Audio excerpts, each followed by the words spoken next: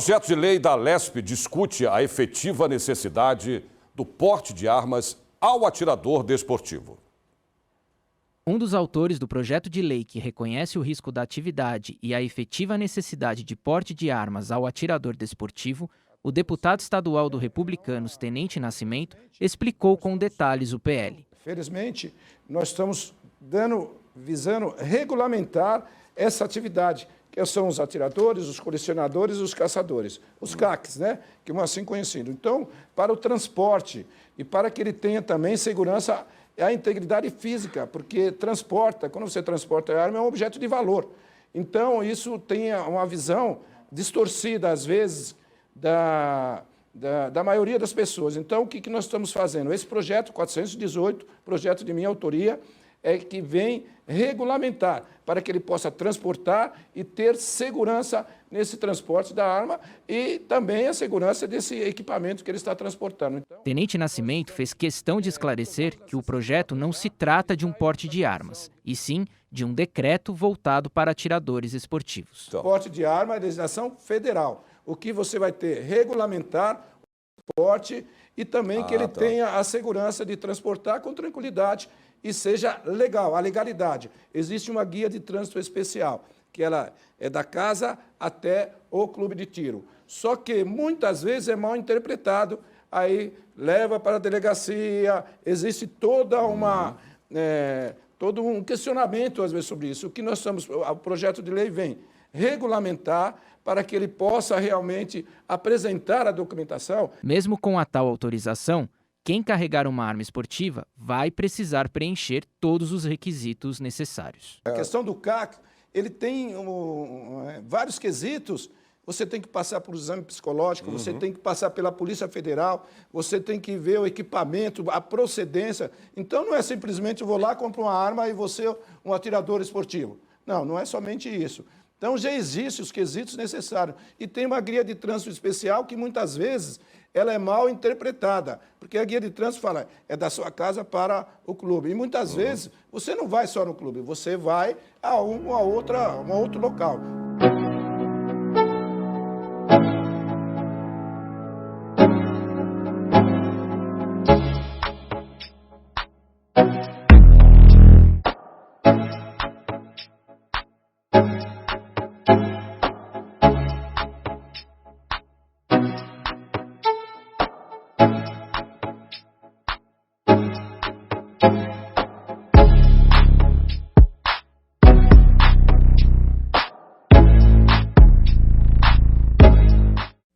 Criado há 10 anos, o CAR, Cadastro Ambiental Rural, é um registro público eletrônico dos imóveis rurais do país. Todas as propriedades devem estar registradas nele.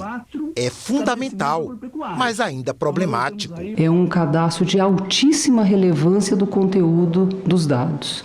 Eu diria até que é o coração do Código Florestal, ele está no Cadastro Ambiental Rural. Porque é por ali que eu vejo as áreas de APP, as áreas de reserva, mas ele tem um problema seríssimo, ele é autodeclaratório. Eu tenho duplicidade de cadastros ambientais rurais, eu tenho alguma dificuldade de diálogo entre a União e os municípios, né? E que é natural, enfim, pela distância. O Brasil possui 5.073.324 estabelecimentos agropecuários. Então, nós já temos aí 1,5 milhão a mais de estabelecimentos no CAR em relação ao IBGE. Né? E, segundo o IBGE, a área total dos imóveis rurais no Brasil corresponde a 351 milhões de hectares e nós temos no CAR 612, né? Quase o dobro. Menos de 0,5% dos cadastros incluídos no CAR em 10 anos foram validados pelos órgãos públicos. Este pesquisador trouxe dados da Amazônia. A situação por lá preocupa, seja pelos desmatamentos, seja pela invasão e ocupação de terras públicas. Uma bomba relógio de desmatamento futuro, armada por a proliferação de CARs na Amazônia especificamente, em terra pública. Essa área grande de cor laranja que nós temos aqui, o que está em vermelho, obviamente, é o desmatamento, até 2020, mas tudo que está em laranja são florestas públicas não destinadas que vêm sendo ocupadas ilegalmente. O que é para ser um instrumento moderno e transparente de controle do registro de imóveis rurais, estaria sendo manipulado, dando aparência de legalidade a negócios fraudulentos. Estão validando e usando o CAR como instrumento fundiário para levantar recursos, isso nós temos vários relatos de chão, para que então faça a invasão, o desmatamento e a ocupação ilegal dessas terras públicas que são, como eu disse, preciosas para manter o regime de chuvas no país. Debatedores defenderam o aperfeiçoamento do CAR. Entre as medidas sugeridas estão vincular o registro no CAR aos registros dos cartórios públicos e tornar o cadastro de valor constitutivo, com a devida aferição pelo poder público dos dados informados pelo proprietário. O CAR, infelizmente, senhoras e senhores, pela omissão do Serviço Florestal Brasileiro, do Ministério da Agricultura, está se transformando num sistema de grilagem oficial de terras públicas, não está sendo utilizado para punir aqueles proprietários que não respeitam a legislação florestal.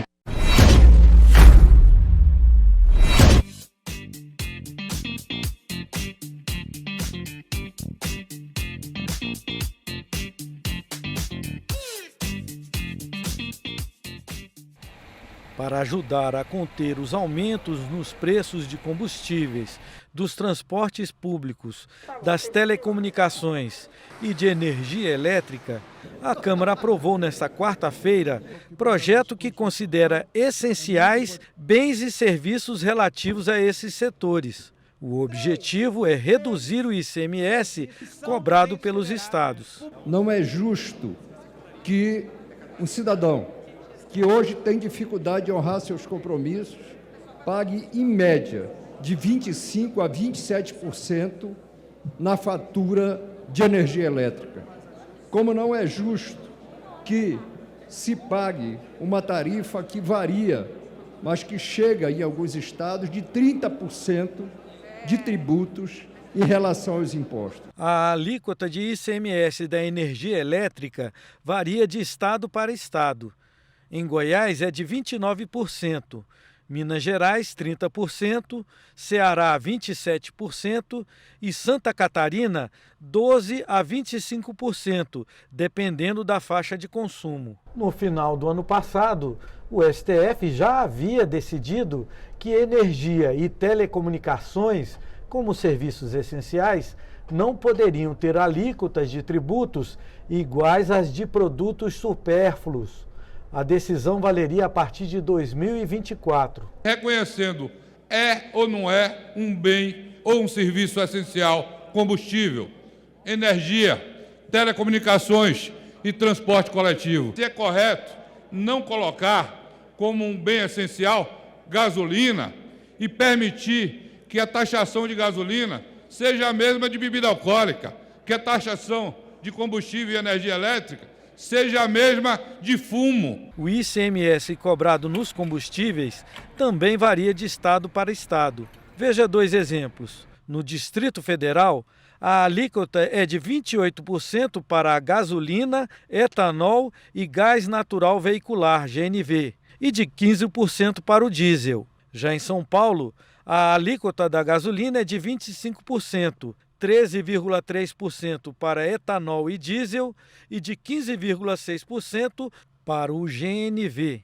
Para a oposição, o texto aprovado, que ainda será submetido ao Senado, não resolve o problema. Como vai manter a paridade? Daqui 2, 3 semanas, a variação do câmbio e do diesel vai acabar com a média da redução desse preço. Um pelo outro é 5% de redução, 10% que será reduzido. Voltando à variação cambial, isso é comido em 15 dias e acabou. E a população continuará tendo aumento frequente do preço desses itens. Há um equívoco grave no entendimento dos deputados, como se a alteração de ICMS significasse preço menor para a população sofrida do povo brasileiro. No fundo, nós estamos tirando dinheiro do salário do professor, estamos tirando dinheiro do salário dos médicos para engordar o lucro da Petrobras, que vai distribuir dividendo para os ricos e que vai pagar zero de imposto de renda nos dividendos. Para garantir que não haverá prejuízos para estados e municípios, o projeto estabelece uma espécie de trava para perdas superiores a 5% da arrecadação. Até o final do ano, a União compensaria possíveis perdas. Deputados divergiram sobre este ponto. Em momento algum haverá diminuição de arrecadação. Muito pelo contrário. O que vai ser redistribuída são exatamente as fontes arrecadatórias, porque havia um conforto muito grande, principalmente por parte dos estados, que tinham uma aglutinação de recebimento na conta da energia e na conta dos combustíveis. Essa alternativa de compensação, limitada ao percentual de 5%, ela se restringe ao ano de 2022. E nós entendemos que isso tem que se estender durante o tempo que for necessário para compensar as perdas que os estados e os municípios vão ter com esta medida. E a União tem que assumir a sua responsabilidade. Não dá para o presidente Bolsonaro simplesmente transferir a responsabilidade. É acenar com o chapéu alheio.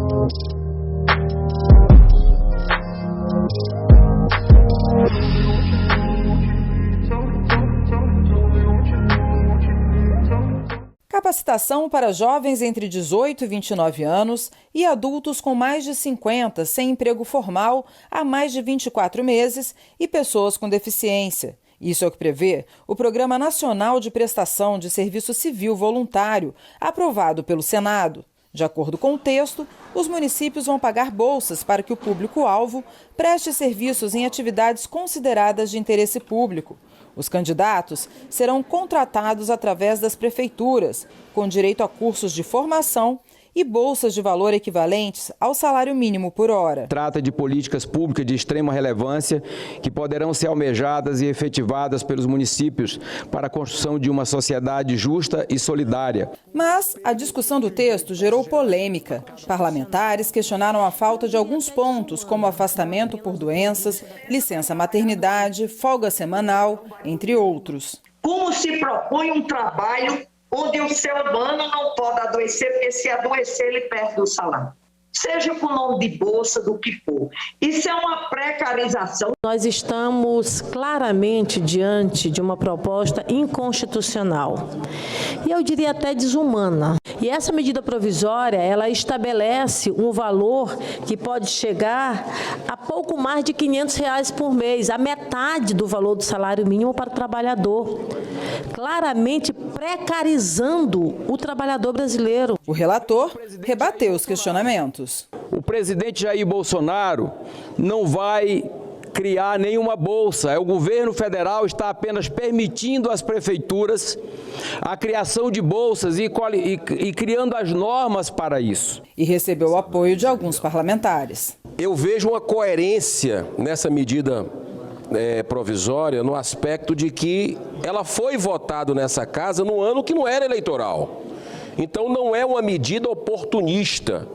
Eu vejo que, de alguma forma, ela atende a quem está precisando nesse momento e desburocratiza.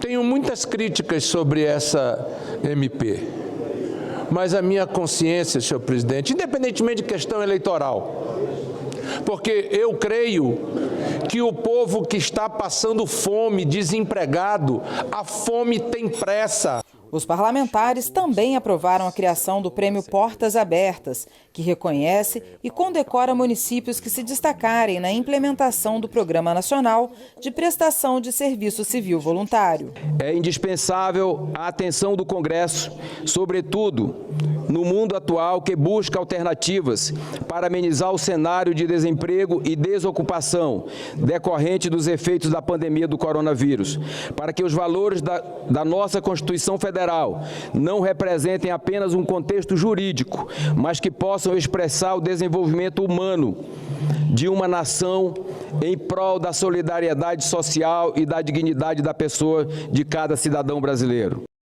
Solange e Ricardo, vocês prometem se amar na saúde ou na doença, na construção ou na reforma da sala ou da cozinha, no quarto do bebê ou na piscina, para que uma obra nunca os separe?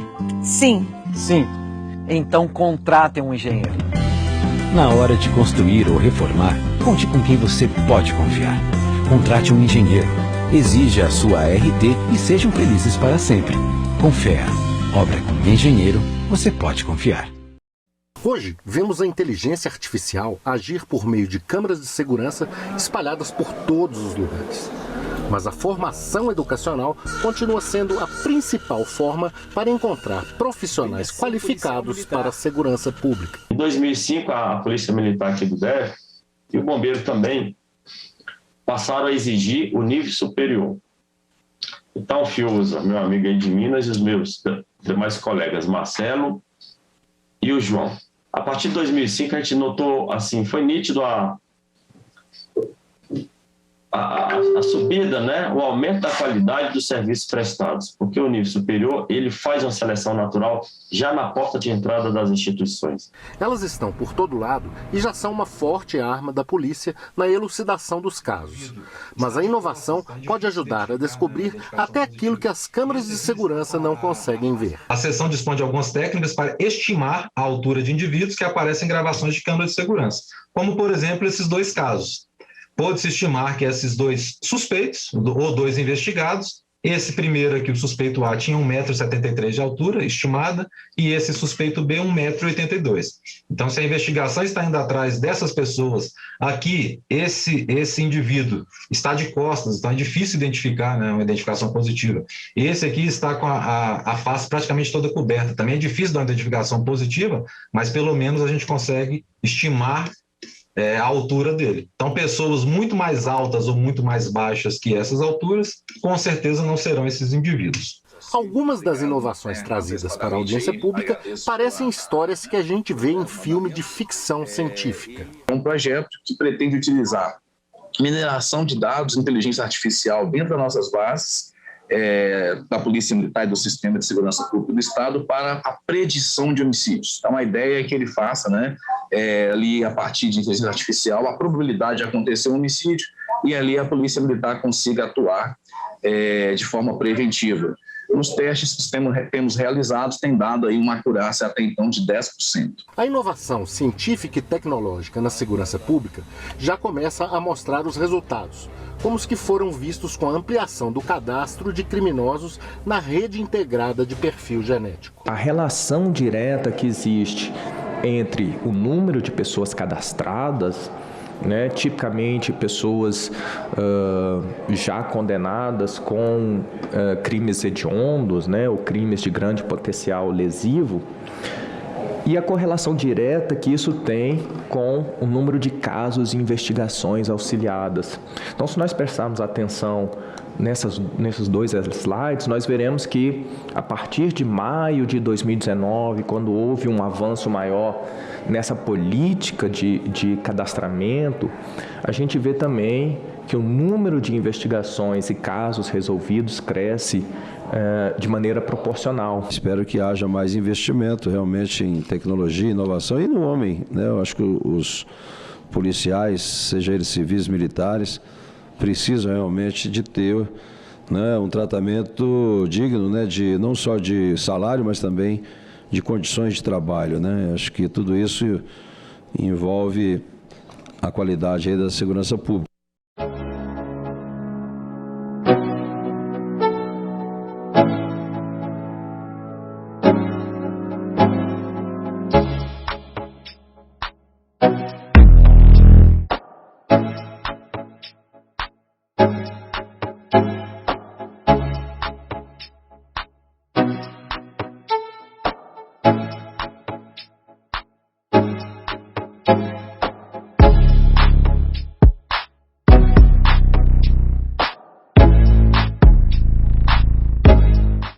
Uma pesquisa do Ministério da Saúde aponta crescimento da hipertensão entre os brasileiros. A doença não apresenta sintomas no estágio inicial e os cardiologistas recomendam alimentação saudável e exercícios físicos. O relatório do Ministério da Saúde mostra que o índice do diagnóstico médico de hipertensão, que era de 22,6% em 2006, subiu para 26,3% em 2021. A dona de casa, Maria de Souza, que mora em Brasília, é hipertensa. Tomo remédio direto, sem parar. Quando a gente sente ruim, a gente vem aqui nas meninas, elas olham a pressão, orientam a gente como é que a gente tem que fazer. A pesquisa da Secretaria de Vigilância em Saúde aponta um crescimento de quase 6% entre a população masculina. De acordo com o Sistema de Informação sobre Mortalidade, de 2010 a 2020, foram registradas 551 mil mortes por pressão alta, 292 mil mulheres e 258 mil homens. O monitoramento serve para direcionar a formulação de políticas públicas e planejar ações de combate à doença na área da saúde. A hipertensão pode ser silenciosa, sem sintomas. Ela não tem cura, mas pode ser controlada com o uso de medicamentos e uma vida saudável. Se não for tratada, a pressão alta crônica pode causar doenças cardíacas e acidente vascular cerebral.